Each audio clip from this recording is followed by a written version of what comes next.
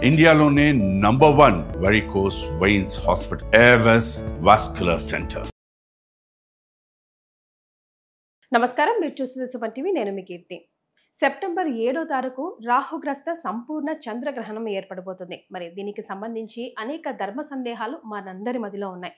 వీటిని నివృత్తి చేయడానికి మనతో పాటు ఉన్నారు. 2009 నుంచి 30,000కు పైగా జాతకాల పరిశీలన చేసి, అలాగే 2013 నుంచి అనేక పితృదోషాల కార్యక్రమాలను నిర్వహించి, అంటే కొన్ని వేలకు పైగా పితృదోష కార్యక్రమాలను నిర్వహించిన ప్రముఖ ఆస్ట్రాలజర్ బ్రహ్మశ్రీ నందిబట్ల శ్రీహరి శర్మ గురుగారు. నమస్కారం గురుగారు. వాగర్థావివ సంపృక్తౌ వాగర్థ ప్రతిపత్తయే జగతః పితరౌ వందే పార్వతీ పరమేశ్వరౌ. ఆదిత్యాయ చ సోమాయ మంగళాయ బుధాయ చ గురు శుక్ర శనిభ్యశ్చరాహవే కేతవే నమః. శృంగేరి జగద్గురు పీఠాధిపతులకి, కంచి పీఠాధిపతులకి నమస్కారములు తెలియజేసుకుంటూ కార్యక్రమాన్ని ప్రారంభిద్దాం. గురుగారు, ఇందాక నేను చెప్పినట్టుగా సెప్టెంబర్ 7న రాహుగ్రస్త సంపూర్ణ చంద్రగ్రహణం ఏర్పడిపోతుంది. చాలా చాలా టెన్షన్ పెడతా ఉన్నారు. అసలు పలానా రాశుల వారికి బాగుంది, బాగాలేదు, చాలా చాలా అనర్థాలు జరగబోతున్నాయని. మరి దీనికి సంబంధించి మీ వివరాలు గురుగారు. తప్పకుండానమ్మా. ఈ యొక్క 7వ తారీఖు సెప్టెంబర్ 2025 సంవత్సరంలో సంపూర్ణ చంద్రగ్రహణం అనేటువంటిది ఏర్పడబోతుంది. ప్రపంచవ్యాప్తంగా 82% మందికి ఈ యొక్క ప్రభావం అనేటువంటిది అన్ని దేశాల్లో విస్తరించి ఉంది. ఓకే. కాబట్టి ఈ యొక్క సంపూర్ణ చంద్రగ్రహణం అనేటువంటిది పాత గణిత పంచాంగం ప్రకారం శతభిష నక్షత్రం 4వ పాదం చివరిలో, పూర్వాభాద్ర నక్షత్రం మొదటి పాదంలో ఈ యొక్క గ్రహణం అనేటువంటిది ఏర్పడుతుంది. కాబట్టి ఈ శతభిష పూర్వాభాద్ర అనేటువంటిది ప్రామాణికంగా పాత గణితం ప్రకారం తీసుకునే వాళ్ళు తీసుకుంటున్నారు. దృగ్గణితం ప్రకారం అయితే కేవలం పూర్వాభాద్ర నక్షత్రంలో ఈ యొక్క గ్రహణం ఏర్పడబోతుంది. కాబట్టి ఇక్కడ ఏది కరెక్టు అని చెప్పి మనం తలగా బద్దలు కొట్టుకునే దానికంటే రెండూ మన సిద్ధాంతాలే. కాబట్టి వీటిని యాక్సెప్ట్ చేయగలిగితే ఏ గొడవ ఉండదు. కాబట్టి ఈ శతభిష పూర్వాభాద్ర నక్షత్రములతో పాటుగా వీటికి అనుతారులైనటువంటి స్వాతి మరియు ఆరుద్ర, అలాగే విశాఖ పునర్వసు, అలాగే శతభిషానికంటే ముందు నక్షత్రం ధనిష్ట నక్షత్రం, పూర్వాభాద్ర తరువాత నక్షత్రం ఉత్తరాభాద్ర నక్షత్రం. వెరసి ధనిష్ట, శతభిషం, పూర్వాభాద్ర, ఉత్తరాభాద్ర, ఆరుద్ర, పునర్వసు, స్వాతి, విశాఖ, ఈ 8 నక్షత్రాల్లో జన్మించినటువంటి వాళ్ళకి మాత్రం ఈ యొక్క ప్రభావము సంపూర్ణంగా ఉంటుంది. ఈ 8 నక్షత్రాల్లో జన్మించినటువంటి వాళ్ళు ఈ యొక్క గ్రహణాన్ని చూడకూడదు. ఓకే. ఇక ఈ గ్రహణానికి సంబంధించినటువంటి అనేక ప్రసార మాధ్యమాల్లో ఇప్పుడు చాలామంది విపరీతమైనటువంటి ప్రాపగాండా అయిపోయింది. కొన్ని రాశుల్లో జన్మించిన వాళ్ళకి అద్భుతాల్లో అద్భుతం, ఇక వాళ్ళు ఏకంగా సింహాసనం మీదే కూర్చుంటారు అన్నట్టుగా. కొంతమంది అయితే మామూలుగా ఎప్పటి బండి అప్పట్లానే ఉంటుందని, ఇంకా కొంత రాశుల్లో జన్మించిన వాళ్ళకైతే ఇక దబాలనగా కింద పడిపోతాడు. సముద్రంలో అలలు సినిమాల్లో చూసినవన్నీ మన జీవితంలో ఉంటాయేమో, అష్ట కష్టాలు అన్నట్టుగా చెప్తున్నారు. వాస్తవానికి గ్రహణం అనేటువంటిది దేనికి సంబంధించినటువంటిది? విశ్వానికి సంబంధించినటువంటిది. ఈ విశ్వంలో మనము కూడా ఒక భాగము కాబట్టి ప్రధానంగా ఈ గ్రహణ ప్రభావం ఏర్పడుతున్నటువంటి అనేక ప్రాంతాలలో ఈ యొక్క గ్రహణ ప్రభావం ఉండబోతుంది. దీనికి సాక్ష్యంగా మనం చెప్పడం జరిగింది. ఎప్పుడమ్మా? ఫాల్గుణ మాసంలో మార్చి నెలలో 14వ తారీఖు మార్చ్, అలాగే 29వ తారీఖు మార్చ్, ఈ రెండు కూడా సంపూర్ణ చంద్రగ్రహణం, సూర్యగ్రహణం అనేటువంటిది ఏర్పడింది. ఏర్పడినప్పుడు మన దేశంలో సంభవించటం లేదు కాబట్టి మనకేమీ లేదు కదా, మీరంతా ఉత్తగా చెప్తున్నారు. కానీ ఈ యొక్క సంబంధించినటువంటి ప్రభావం వలన మన దేశంలో కూడా కొన్ని ఉత్పాతాలు జరుగుతాయని చెప్పి చెప్పడం జరిగింది. తదనంతర పరిస్థితుల వల్ల అనేక ఇబ్బందులు, పహల్గాం దాడి కావచ్చు, ప్రకృతి విపత్తులు కావచ్చు, ఎంతో మంది చనిపోయారు. ఆనాడు తప్పు అని, ఇదంతా వేస్ట్, వ్యర్థము, మీరు అనవసరంగా చెప్తున్నారు అని చెప్పిన వాళ్ళు కూడా నమ్మారు. మళ్ళీ అటువంటి స్థితే పునరావృతం అవబోతుంది. ఎందుకు చెప్పమంటారా? ఈ సంబంధించినటువంటి సెప్టెంబర్ మాసంలో 7వ తారీఖు సంపూర్ణ చంద్రగ్రహణం, దీంతో పాటుగా 21వ తారీఖున కూడా చూడమని నామక సూర్యగ్రహణం అనేటువంటిది ఏర్పడబోతుంది. కేతుగ్రస్త సూర్యగ్రహణం. కాబట్టి ఒకే నెలలో 2 గ్రహణాలు ఉంటున్నాయి కదమ్మా. దీని ప్రభావం వలన ప్రపంచవ్యాప్తముగా మళ్ళీ అనిశ్చితి అనేటువంటిది ఉంటుంది. ఆనాడు గ్రహణ ప్రభావం అమెరికా విట్నెస్ అయింది కాబట్టి తదనంతర పరిణామాల కార్యక్రమంలో అమెరికాలో చాలా ఇబ్బందులు అనేటువంటివి ప్రస్తుతం ప్రజలు ఎదుర్కొంటున్నారు. ప్రజాస్వామ్యబద్ధంగా ప్రపంచవ్యాప్తంగా అమెరికా తీసుకునేటువంటి నిర్ణయాల ప్రభావం వల్ల. కానీ చాలామంది ఈ యొక్క శాస్త్రజ్ఞుల ప్రకారము మనకు భారతదేశము ఏర్పడినటువంటిది వృషభ లగ్నంలో కాబట్టి వృషభ లగ్నాన్ని ప్రామాణికంగా తీసుకున్న, ప్రాచీన చరిత్రకారకులు కన్యా లగ్నాన్ని ప్రామాణికంగా తీసుకున్న, నవీన చరిత్రకారకుల ప్రకారము మకర లగ్నాన్ని ప్రామాణికంగా తీసుకున్న ఈ గ్రహణం అనేటువంటిది మనకు భారతదేశానికి కొంత ప్లస్లోనే ఉంటుంది. గురుగారు, అసలు పట్టు విడుపు సమయాలు ఎలా ఉన్నాయంటారు? ఏ సమయం నుంచి ఏ సమయం వరకు మనం జాగ్రత్తగా ఉండాలి, జాగ్రత్తలు ఎలా పాటించాలో దయచేసి తెలియజేస్తారా? ఈ యొక్క చంద్రగ్రహణ ప్రభావం అనేటువంటి 9:27 బేస్ చేసుకుంటే 11:52 మోక్షకాలం, అంటే సంపూర్ణంగా చంద్రుడు కనబడకుండా ఉండేటువంటి సమయం 11:52 నుంచి దాదాపుగా 12:01 వరకు ఉంటుందమ్మా. అంటే 9 నిమిషాల పాటు మోక్షకాలము అని అంటారు. అది తర్వాత విడుపు అనేటువంటిది జరుగుతూ 1:27 విడుపు అయిపోతుంది. అంటే టోటల్గా 3:10 పాటు ఈ గ్రహణ ప్రభావం ఉంటుంది. అతి సుదీర్ఘమైనటువంటి గ్రహణంగా మనం చెప్పవచ్చు. ఎక్కడైనా సాధారణంగా గ్రహణం అనేటువంటిది గంటన్నరలో ఉంటుంది, కానీ ఇది 3:10 పాటు ఉండేటువంటి సంపూర్ణమైనటువంటి లాంగెస్ట్ ల్యూనార్ ఎక్లిప్స్ అని చెప్పవచ్చు. సాధారణంగా చాలామంది ఈ గ్రహణం అనేటువంటిది ఏర్పడుతున్నటువంటిది కుంభరాశిలో ఏర్పడుతుంది కాబట్టి మేషరాశి, వృషభ రాశి, అలాగే కన్యా రాశి, ధనుస్సు రాశిలో జన్మించినటువంటి వాళ్ళకి శుభమైనటువంటి యోగాలు, అలాగే మిథునము, సింహము, తుల, మకరంలో రాశులలో జన్మించినటువంటి వాళ్ళకి మధ్యస్థమైనటువంటి ఫలితాలు, కర్కాటకము, వృశ్చికము, కుంభము, మీన రాశిలో జన్మించినటువంటి వాళ్ళకి చెడు ఫలితములు ఎక్కువగా ఉంటాయని చెప్పి మనకు గ్రహణ ప్రభావం ద్వారా ఏర్పడబోతుంది. అయితే ఈ సమయంలో మనం ఏం చెయ్యాలి అని అంటే, సాధారణంగా మన కులదేవత ఆరాధన కానీ, ఎవరైనా గురువు గారు ఒక మంత్రం ఉపదేశం ఇచ్చి ఉంటారు, ఆ మంత్రం పారాయణం చేసుకోవడం కానీ, లేదా మనకిష్ట దేవత యొక్క ఆరాధన, కొంతమంది ఆడవాళ్ళకి లలిత, విష్ణు సహస్రనామం ఇష్టం, కొంతమందికి ఈశ్వరుడు ఇష్టం, కొంతమందికి అమ్మవారి ఇష్టం,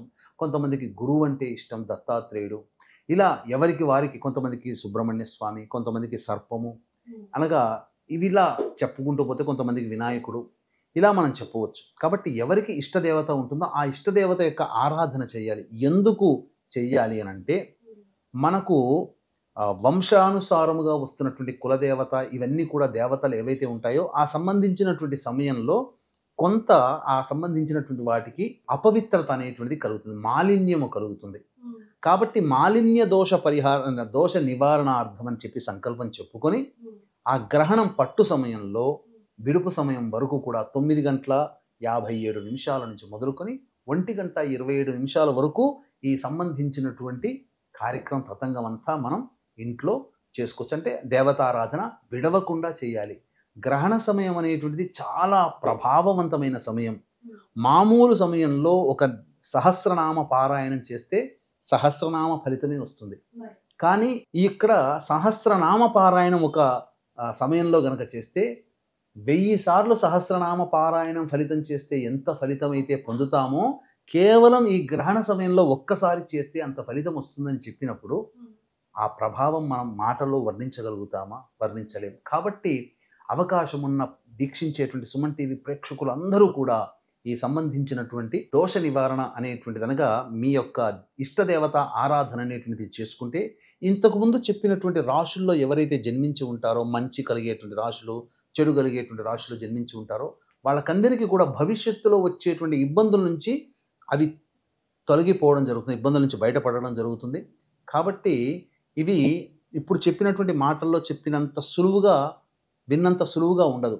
అనుభవించి ఆ కష్టాలు మీద పడి, ఆ కష్టములు మన దాకా వచ్చి మనల్ని ఇబ్బంది పెట్టకుండా పక్కకు జరిగినప్పుడు, అప్పుడు నేను చేసుకున్న పుణ్య ఫలిత ప్రభావం వల్ల నాకు ఇబ్బందుల నుంచి బయటపడ్డాను అని చెప్పి అప్పుడు అనుభవిస్తే తప్ప మనకు తెలియదు. అందుకనే ఈ చెప్పినటువంటి సంబంధించినటువంటి 12 రాశుల్లో జన్మించినటువంటి వాళ్ళకి కూడా ఈ గ్రహణ ప్రభావం ఉంటుంది. కాబట్టి ప్రధానంగా ఈ యొక్క మిథున, కర్కాటక, సింహ, వృశ్చిక, తుల, మకర, కుంభ, మీన రాశుల్లో జన్మించినటువంటి వారికి గ్రహణ దోష పరిహారార్థమే సెప్టెంబర్ 8వ తారీఖు రోజున సాయంత్రం 6 గంటలకి మన పీఠం ఆధ్వర్యంలో దుర్గా సూక్తము, శ్రీ సూక్తము, చంద్ర రాహు శనిగ్రహ జపాలు, హోమాది కార్యక్రమాలు, గ్రహణ దోష నివారణ హోమాది కార్యక్రమాలు జరిపించడం జరుగుతుంది.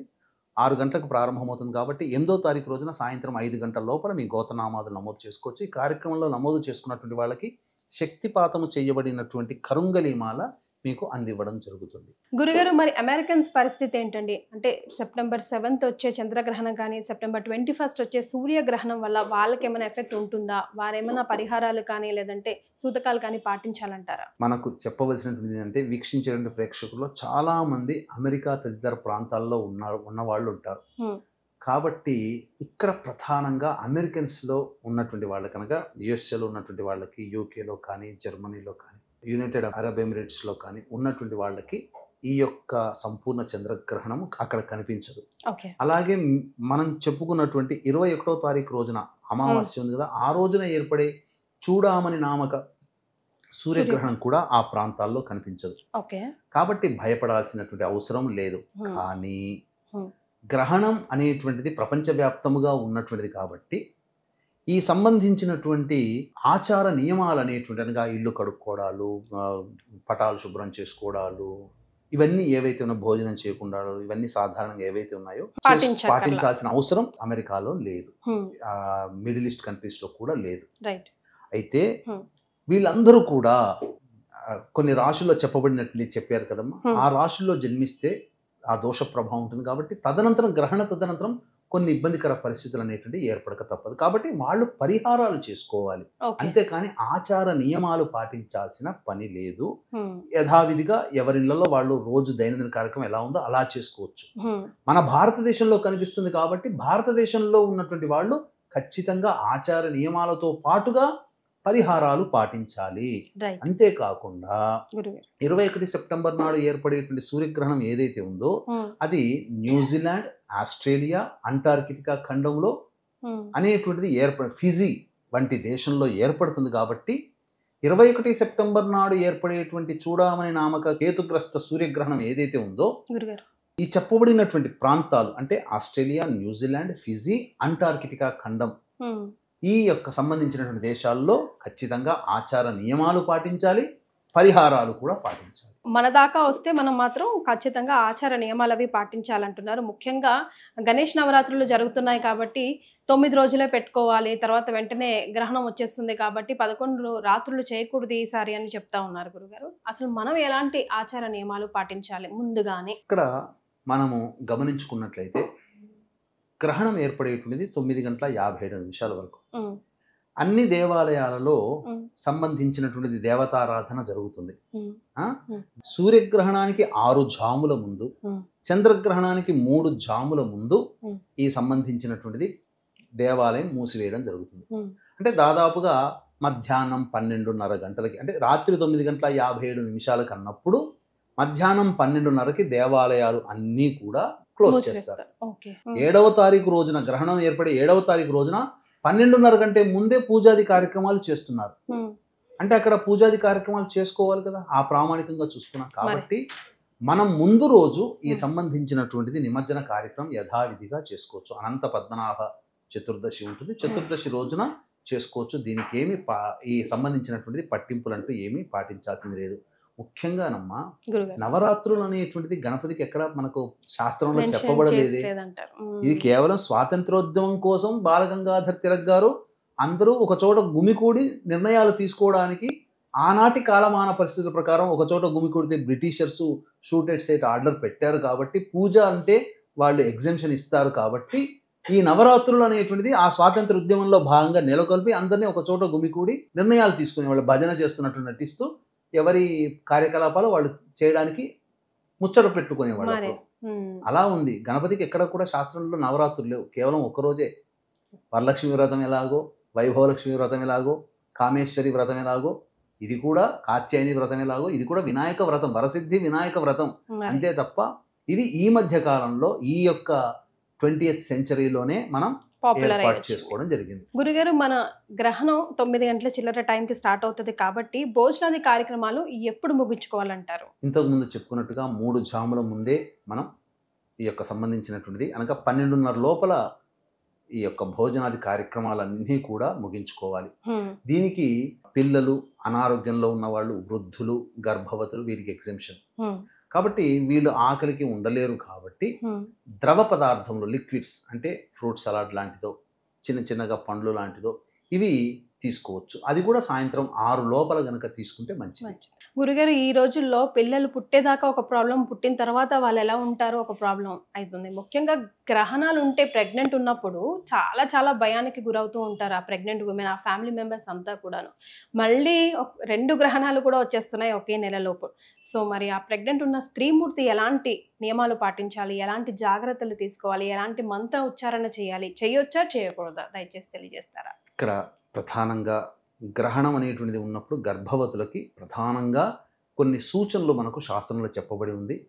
కానీ ఈ మధ్య కొంతమంది పైత్యముతో వాళ్ళకి తెలిసింది తెలియనట్టుగా, తెలియంది తెలిసినట్టుగా చెబుతూ జనాల్ని భయభ్రాంతులకి గురి చేస్తూ ఏదో ఒక వాళ్ళ ప్రజల యొక్క అటెన్షన్ని తీసుకోవడం కోసం కొంతమంది నెగిటివ్గా చేస్తున్నారమ్మా. మనకు శాస్త్రంలో చెప్పబడి ఉన్నటువంటిది ఏంటంటే, గర్భవతిగా ఉన్నటువంటి అమ్మాయి నెలల గర్భిణి అనగా 3వ నెల నుంచి, అది మొదటి నెల నుంచి కూడా లెక్కేసుకోవచ్చు అసలు వాస్తవానికి. ప్రసవం అయ్యేంత వరకు ఆ మధ్య కాలంలో కనుక గ్రహణం ఉంటే, ఆ గ్రహణము అన్నప్పుడు ఏంటంటే సూర్య చంద్ర గ్రహణాలు ఏర్పడుతున్నప్పుడు వాళ్ళ యొక్క బింబము మనకు కనిపించదు కాబట్టి అప్పుడు ఆ యొక్క అంతరిక్షం నుంచి విషవాయువులు నేరుగా భూమి మీదకి ప్రసరిస్తాయి. దాని ప్రభావం వలన అతి సున్నితంగా ఉండేటువంటిది ఎవరంటే శిశువులు, పిల్లలు, అలాగే గర్భవతులు వీళ్ళు. కాబట్టి వీళ్ళకి ఆ ఇంపాక్ట్ పడుతుంది. గ్రహణం ముర్రితో పుడతారు అంటే ఈ ముక్కు అనేటువంటిది కానీ మూతి దగ్గర పూర్తిగా చివర్లు ఉండిపోవడం, ఇది సైన్స్ అనేటువంటిది చాలా మంది చెప్తుంటుంటారమ్మా. ఇది దానికి దీనికి సంబంధం లేదు అని అంటారు. మరి గ్రహణం తర్వాత ఎందుకు పుడుతున్నారు వీళ్ళంతా? ఇప్పుడు 1 సంవత్సరంలో గ్రహణాలు అంటూ జరగలేదు. 2020 సంవత్సరంలో కరోనా ఉన్నప్పుడు మరి ఎవరు ఆ సంబంధం నుంచి ఎక్కడైనా కానీ మనం విన్నామా? రిపోర్ట్స్ ఉన్నాయా గ్రహణం మురి వ్యాధితో పుట్టారని? గ్రహణాలు లేని సంవత్సరంలో అందరూ నార్మల్గానే పుట్టారు. గ్రహణాలు ఉన్నప్పుడు తెలిసి తెలియక గర్భవతులు ఎవరైతే మిస్టేక్స్ చేస్తారు, అది మన స్పృహంలో కూడా వచ్చేస్తుంది గురుగారు. అరే అప్పుడు చెప్తే నేను వెళ్ళలేదు. సైన్స్ చెప్పేటువంటి వాళ్ళు వీళ్ళకి సైన్స్ అంటే కనబడేది అని నమ్మడమే సైన్స్ అమ్మా. కాబట్టి సైన్స్ చెప్పేటువంటి దాన్ని మనం పెద్దగా పరిగణలోకి తీసుకోవాలి. కానీ మనకంటూ ఒక అనాదిగా మన ఋషులు మునులు మనలకు ఎంతో సిద్ధాంతంగా ఇచ్చారు మనకు. కాబట్టి మన వాళ్ళు అందించిందే ఇప్పుడు వీళ్ళు ఆచరిస్తున్నారు. ఇప్పుడు ఏదో గొప్పగా సైన్స్ అంటున్నారు. సరే, కొంత ఒప్పుకోక తప్పదు. కానీ ఇటువంటి విషయాల్లో మాత్రం మన ఆచారమే మనల్ని ముందుకు నడిపిస్తుంది. ఆచారము ఖచ్చితంగా పాటించాల్సిందే.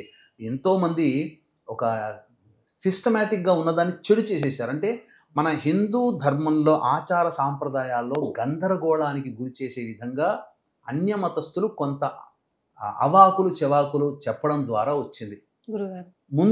ముందు కాలంలో, ప్రాచీన కాలంలో ఎలా ఉండేది? హాయిగా గర్భవతి హాయిగా రెస్ట్ తీసుకునేది. మీరు అన్నట్టుగా దైవనామస్మరణ చేసుకుంటూ ఉండేవాళ్ళు.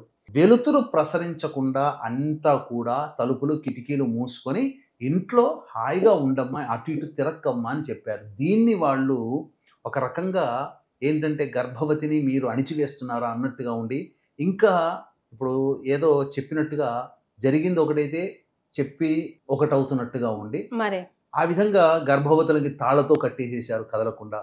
ఇలా కూడా చెప్పిన వాళ్ళు ఉన్నారమ్మా, అలా చెయ్యాలి అని చెప్పి. వాస్తవానికి గర్భవతులు మంచిగా హాయిగా నిద్రపోవచ్చమ్మా. కాకపోతే బయట నుంచి వచ్చేటువంటి విషవాయువులు ఏవైతే ఉన్నాయో అవి ఇంట్లోకి ప్రసరించకుండా చూసుకొని మంచిగా చక్కగా దైవనామస్మరణ చేసుకుంటూ ఉంటే మంచిది. ఆ సమయంలో నిద్రపోకూడదు, దైవనామస్మరణ చేసుకోవాలి. ఏదైనా మంత్రం వాళ్ళకు ఉపదేశించి ఉన్నా లేదన్నా ఏదైనా చేసుకోవాలన్నా అమ్మవారి నామం శ్రీమాత్రి నమః అనుకోండి, ఈశ్వరుడైతే శివాయ నమః అనుకోండి, విష్ణు ఇష్టమైతే నారాయణాయ నమః అనుకోండి, గణపతి ఇష్టమైతే గణపతయే నమః అనుకోండి, సుబ్రహ్మణ్య స్వామి ఇష్టమైతే సుబ్రహ్మణ్యాయ నమః అనుకోండి. చాలమ్మా, అది చేసుకున్నా చాలు. రాముడి ఇష్టమైతే శ్రీరామ అని చెప్పండి చాలు. గురుగారు, మరి విలువ ఉంచుకునే వస్తువుల్ని ఎలా ఉపయోగించుకోవాలంటారు, ఎలా కాపాడుకోవాలంటారు? ప్రధానంగా ఈ యొక్క విషవాయువులు మన కంటికి కనబడవమ్మా. కానీ విషవాయువులు అంటే ఏదో కార్బన్ డైఆక్సైడ్ లాగా వాసన వస్తే చెడు వాసన దుర్వాసనలు అట్లా ఉండవు.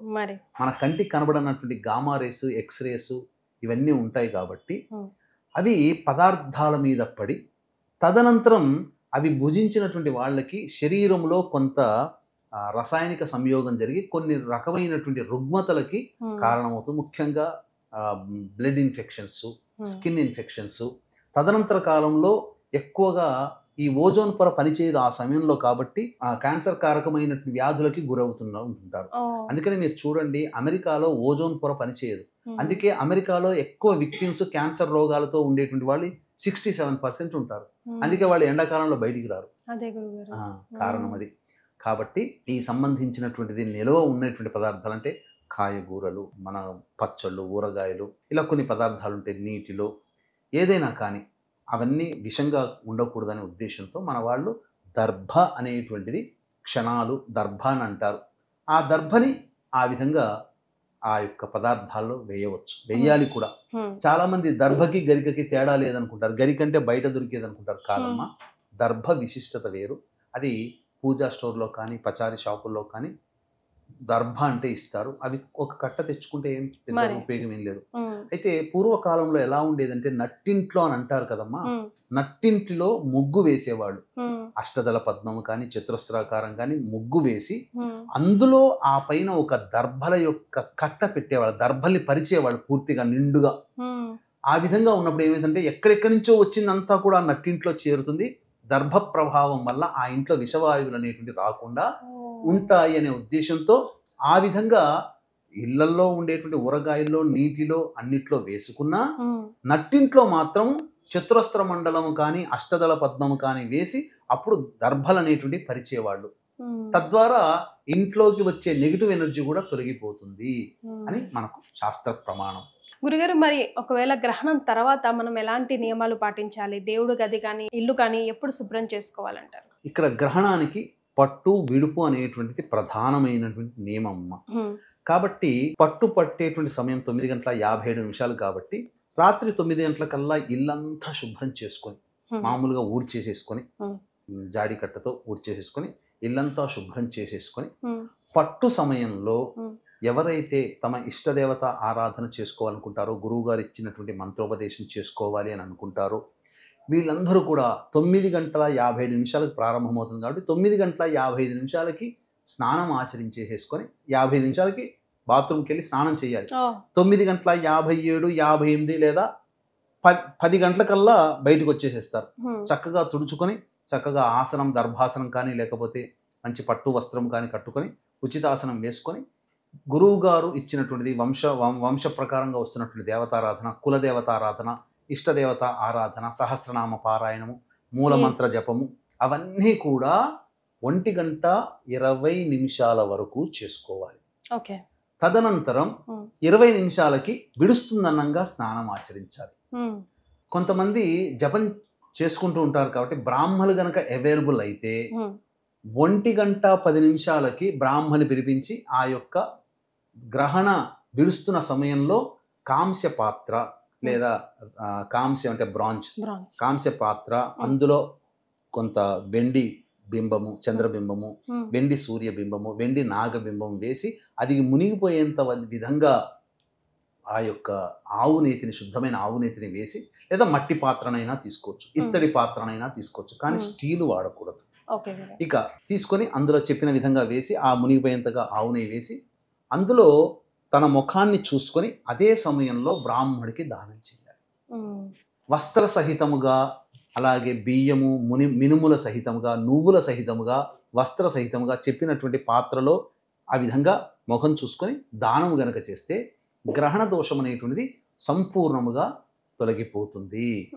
తద్వారా అమితమైనటువంటి దేవతా శక్తి వాళ్ళలో ప్రవేశిస్తుంది. నరదృష్టి, నరఘోషతో బాధపడేటువంటి వాళ్ళందరూ కూడా విముక్తులవుతారు. వాళ్ళలో చైతన్యం కలుగుతుంది. ఒక గొప్ప శక్తి వాళ్ళలోకి వస్తుందమ్మా. అదంతా కూడా మానవుడిలో ఈ యొక్క దేవతా ఆరాధన ఆ సమయంలో చేసుకోవడం వల్ల ఒక ఆరా అనేటువంటిది మన దగ్గర ఏదైతే ఉంటుందో ఆ ఆరా అనేటువంటిది సరిచేయబడుతుంది. తద్వారా మన దేహము తేజోవంతమవుతుంది.